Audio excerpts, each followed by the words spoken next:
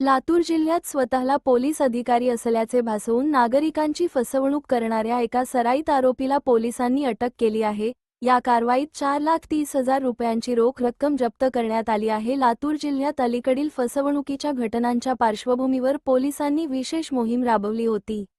या मोहिमेअंतर्गत मार्च 23 रोजी नवीन रेणापूर नाका परिसरात स्थानिक गुन्हे शाखेने सापळा रचून विजय अनिरुद्ध कदम या आरोपीला ताब्यात घेतले। आरोपी अत्यंत चलाख पद्धतीने गुन्हे करत होता। तो वर्तमानपत्रातील चोरीच्या घटनांची माहिती गोळा करत असे आणि संबंधित फिर्यादींशी संपर्क साधत असे।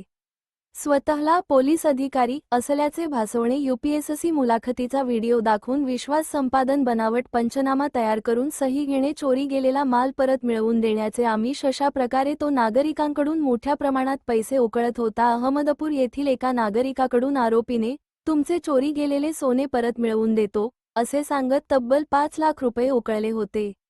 त्यापैकी 70,000 रुपये खर्च करून उर्वरित 4,30,000 रुपये पोलिसांनी जप्त केले आहेत। आरोपीने कबुली दिली आहे की तो गेल्या 2 वर्षांपासून नांदेड आणि परभणी जिल्ह्यातही अशाच प्रकारे फसवणूक करत होता। सध्या पोलीस आरोपीकडून इतर गुन्ह्यांची माहिती घेतली जात असून सखोल तपास सुरू आहे। ही कारवाई पोलीस अधीक्षक अमोल तांबे आणि अपर पोलीस अधीक्षक मंगेश चव्हाण यांच्या मार्गदर्शनाखाली करण्यात आली।